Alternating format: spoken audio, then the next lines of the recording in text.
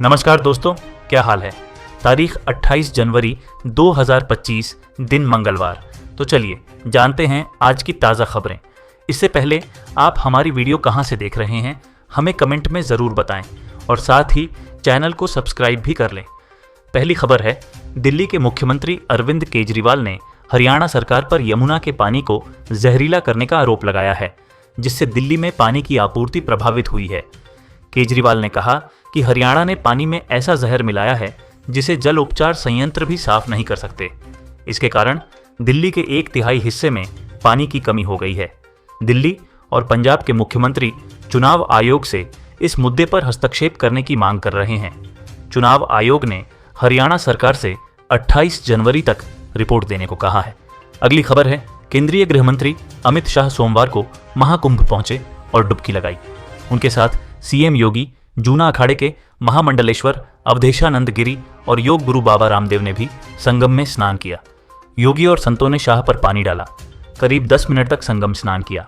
शाह को संतों ने मंत्रोच्चार के बीच आचमन कराया। इस दौरान सीएम योगी ने रामदेव के साथ योग किया। अगली खबर है, प्रयागराज में चल रहे महाकुंभ मेले में देश विदेश से लाखों श्रद्धालु पहुंच रहे हैं। इस भीड़ के कारण हवाई यात्रा के किराए आसमान छू रहे हैं। विशेषकर शाही स्नान के दिनों में हवाई जहाज से आने जाने का किराया 50,000 रुपये से भी अधिक हो गया है। कई प्रमुख शहरों से प्रयागराज के लिए हवाई टिकटें बुक करना मुश्किल हो गया है। इस समस्या के समाधान के लिए स्पेशल फ्लाइट्स चलाने पर विचार किया जा रहा है। अगली खबर है, बिहार के भागलपुर जिले के खरिक प्रखंड के राघोपुर गांव में सोमवार शाम भीषण आग लग गई। इस हादसे में 24 से अधिक घर जलकर खाक हो गए। बताया जा रहा है कि आग लगने के समय ज्यादातर घरों में खाना बनाया जा रहा था। आग लगने की सूचना मिलते ही स्थानीय लोग और दमकल विभाग की गाड़ियां मौके पर पहुंची, लेकिन तब तक आग काफी फैल चुकी थी। आग लगने का कारण शॉर्ट सर्किट या खाना बनाते समय लगी चिंगारी बताया जा रहा है। इस घटना में किसी के हताहत होने की खबर नहीं है। अगली खबर है, उत्तर प्रदेश के अंबेडकर नगर जिले में एक छात्रा की ट्रेन से कटकर दर्दनाक मौत हो गई। यह घटना एक रेलवे क्रॉसिंग पर हुई जब छात्रा साइकिल से जा रही थी। सीसीटीवी फुटेज में साफ देखा जा सकता है कि छात्रा बंद रेलवे फाटक के नीचे से निकलने की कोशिश कर रही थी, तभी आती हुई ट्रेन की चपेट में आ गई। ये पूरी घटना सीसीटीवी कैमरे में कैद हो गई। अगली खबर है, गुजरात के अहमदाबाद में एनसीबी ने देशव्यापी अभियान के तहत जब्त की गई 4,533 किलोग्राम से अधिक नशीली दवाओं को नष्ट कर दिया। इन दवाओं की कीमत लगभग 870 करोड़ रुपए आंकी गई है। इनमें चरस, हेरोइन, मेथम्फेटामाइन जैसी खतरनाक दवाएं शामिल थीं। इन दवाओं को भरूच जिले में सुरक्षित तरीके से जलाकर नष्ट किया गया। इस कार्रवाई से राज्य में नशीले पदार्थों की तस्करी और सेवन को रोकने में मदद मिलेगी। अगली खबर है, कोलकाता के दुष्कर्म केस में पीड़ित मेडिकल स्टूडेंट के माता पिता दोषी संजय रॉय को फांसी की सजा देने के खिलाफ हैं। उन्होंने कलकत्ता हाईकोर्ट में बताया कि उनकी बेटी की जान गई, लेकिन इसका मतलब ये नहीं कि संजय की जान भी जाए। सियालदह कोर्ट ने 20 जनवरी को संजय को उम्र कैद की सजा सुनाई, जबकि सीबीआई और बंगाल सरकार ने उसे फांसी की सजा देने की अपील की है। सीबीआई ने कहा कि बंगाल सरकार के पास याचिका दाखिल करने का अधिकार नहीं है, जबकि बंगाल सरकार ने इसका विरोध करते हुए कहा कि राज्य भी सजा को लेकर अपील कर सकता है। सियालदह कोर्ट ने मामले को रेयरेस्ट ऑफ रेयर श्रेणी में नहीं रखा, इसलिए फांसी नहीं दी। अगली खबर है, राजस्थान के जयपुर में पुलिस ने खून की तस्करी के मामले में बड़ी कार्रवाई करते हुए 3 आरोपियों को गिरफ्तार किया है।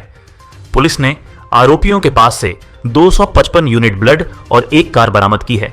आरोपी मकराना ब्लड सेंटर में काम करते थे और रक्तदान शिविर लगाकर ब्लड इकट्ठा करते थे। इसके बाद इसे अवैध तरीके से सवाई माधोपुर ले जाकर बेचने की योजना बना रहे थे। पुलिस ने बताया कि ब्लड को असुरक्षित तरीके से परिवहन किया जा रहा था और कोई भी सुरक्षा मानक का पालन नहीं किया जा रहा था। अगली खबर है, मध्य प्रदेश सरकार ने 17 धार्मिक स्थलों पर शराब की दुकानें बंद करने के 2 दिन बाद मुख्यमंत्री मोहन यादव ने कहा कि राज्य सरकार शराबबंदी के लिए नागरिकों को जागरूक कर रही है और इसके लिए समाज के प्रयास भी जरूरी हैं। यादव ने गणतंत्र दिवस पर इंदौर में तिरंगा फहराया और कहा कि सरकार ने धार्मिक नगरों में शराब की दुकानें बंद करने का निर्णय साधु संतों और सामाजिक संगठनों के सुझाव पर लिया। अगली खबर है, महाराष्ट्र में मुंबई के पश्चिमी उपनगर में स्थित एक निजी स्कूल और जूनियर कॉलेज को सोमवार को बम की धमकी मिली। इसमें ईमेल के जरिए परिसर में बम रखा होने की धमकी दी गई। इसके बाद परिसर की गहन जांच की गई, लेकिन कुछ भी संदिग्ध नहीं मिला और धमकी एक अफवाह साबित हुई। अगली खबर है, दिल्ली के गाजीपुर में एक 22 साल के युवक ने अपनी भतीजी का गला घोंटकर हत्या कर दी और फिर उसकी लाश को सूटकेस में भरकर जला दिया। पुलिस के मुताबिक आरोपी युवक और उसकी भतीजी पिछले 1 साल से रिलेशनशिप में थे और साथ रह रहे थे, लेकिन युवक रिश्ता खत्म करना चाहता था, जबकि लड़की शादी का दबाव बना रही थी। इसी बात को लेकर दोनों के बीच झगड़ा हुआ और गुस्से में आकर युवक ने भतीजी का गला घोंट दिया। पुलिस ने सीसीटीवी फुटेज की मदद से आरोपी को गिरफ्तार किया है। आरोपी ने पूछताछ में अपना जुर्म कबूल कर लिया है।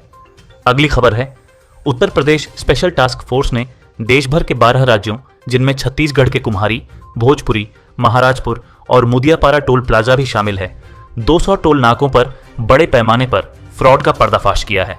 आरोपी NAI के सॉफ्टवेयर जैसा दिखने वाला एक फर्जी सॉफ्टवेयर का इस्तेमाल कर बिना फास्टैग वाले वाहनों को फ्री दिखाकर पैसा वसूल कर रहे थे और उसे अपने निजी खातों में जमा कर रहे थे। इस घोटाले से NHAI को करोड़ों का नुकसान हुआ है। पुलिस ने आरोपियों के पास से कई इलेक्ट्रॉनिक उपकरण और नकदी बरामद की है। अगली खबर है, अयोध्या से आए वल्लभदास महाराज ने रामलला मंदिर के निर्माण का नारा दिया। वहीं धर्म संसद में 5000 साधु संत और भक्त शामिल हुए। देवकी नंदन ठाकुर ने वर्शिप एक्ट को समाप्त करने की मांग की, जो कहता है कि 15 अगस्त 1947 के बाद धार्मिक स्थल जैसी स्थिति थी वैसी ही रहेगी। उन्होंने वक्फ बोर्ड पर भी सवाल उठाया, कहा कि वह पूरे भारत को अपना बताने की कोशिश कर सकता है। जगत गुरु राघवाचार्य और चिन्मयानंद बापू ने भी सनातन धर्म बोर्ड की आवश्यकता पर जोर दिया। अगली खबर है, हिमाचल प्रदेश के गुड़िया दुष्कर्म के केस में पुलिस कस्टडी में आरोपी सूरज की हत्या के मामले में चंडीगढ़ की CBI कोर्ट ने 8 पुलिस अधिकारियों को उम्र कैद की सजा सुनाई है। इनमें तत्कालीन IG जहूर H जैदी, ठियो के DSP Manoj Joshi, SI Rajendra Singh, ASI दीप चंद शर्मा और अन्य शामिल हैं। कोर्ट ने शिमला के SP DW नेगी को बरी कर दिया। यह मामला 2017 में कोटखाई में 16 वर्षीय गुड़िया के रेप और मर्डर से जुड़ा था। पुलिस ने आरोपी सूरज को हिरासत में लिया, जहां उसकी मौत टॉर्चर के कारण हुई। CBI जांच में यह साबित हुआ कि सूरज की मौत पुलिस द्वारा की गई यातना से हुई थी, जिसके बाद इन अधिकारियों के खिलाफ हत्या की धाराओं में केस दर्ज किया गया। अगली खबर है, राजस्थान के कई हिस्सों में शीतलहर का दौर जारी है, जहां बीते 24 घंटे में सीकर के फतेहपुर में न्यूनतम तापमान 0.5 डिग्री सेल्सियस दर्ज किया गया।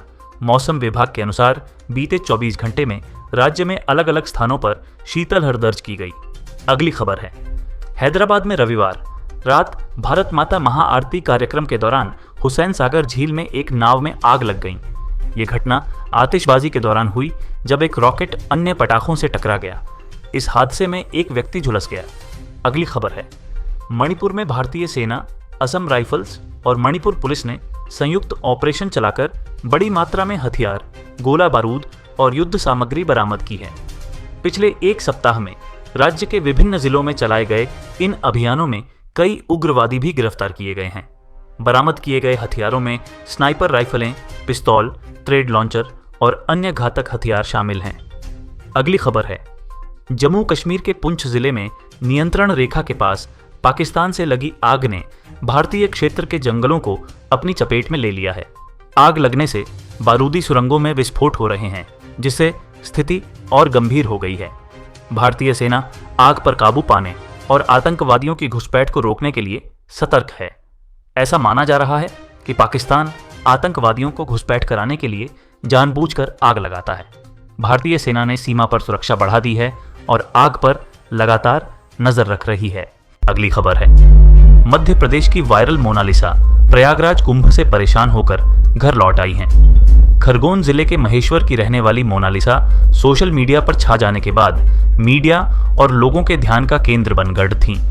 लगातार परेशानियों और बिगड़ती सेहत के चलते उन्हें कुंभ छोड़ना पड़ा। मोनालिसा ने बताया कि कुंभ में उन्हें अच्छा लग रहा था, लेकिन माला नहीं बेच पा रही थी और लोग उन्हें घेर लेते थे। 25 जनवरी को वह अपने परिवार के साथ महेश्वर लौटी। हालांकि मोनालिसा का कहना है कि उन्हें लोगों का बहुत प्यार भी मिला और अगर परिवार की अनुमति मिली तो वह फिर से कुंभ जाएंगी। अगली खबर है, राजस्थान सरकार कोचिंग स्टूडेंट्स के सुसाइड रोकने के लिए एक कानून लाने जा रही है, जो 31 जनवरी से शुरू हो रहे विधानसभा सत्र में पेश किया जाएगा। हाईकोर्ट में इस मामले की सुनवाई करते हुए सरकार ने बताया कि कोचिंग सेंटर्स के संचालन के लिए विधेयक पर काम चल रहा है। कोर्ट ने सरकार से पूछा कि क्यों न कानून बनने तक केंद्र की गाइडलाइंस को लागू किया जाए और कोचिंग सेंटर्स का रजिस्ट्रेशन कराया जाए। इस पर सरकार ने कहा कि जल्द ही विधेयक पेश किया जाएगा। मामले की अगली सुनवाई 10 फरवरी को होगी। यह मामला राजस्थान हाईकोर्ट से संबंधित है। अगली खबर है, मध्य प्रदेश में 42 IAS अफसरों के थोकबंद तबादले हुए हैं, जिसमें 12 जिलों के कलेक्टर भी बदले गए हैं। मुख्यमंत्री डॉ. मोहन यादव ने जापान यात्रा से पहले इन तबादलों को मंजूरी दी। नए आदेश में मुख्यमंत्री के 2 सचिवों का भी ट्रांसफर किया गया है। 12 जिलों के कलेक्टरों में गुना, खरगोन, डिंडोरी, सीहोर, सतना, बड़वानी, टीकमगढ़, रायसेन, खंडवा, श्योपुर, देवास और बुरहानपुर शामिल हैं। तो दोस्तों, आज के वीडियो में इतना ही। ऐसी ही ताज़ा खबरों और अपडेट्स के लिए जुड़े रहें समाचार साथी के साथ। अगली बार फिर मिलेंगे नई खबरों और विश्लेषण के साथ। तब तक के लिए नमस्कार और अपना ख्याल रखें।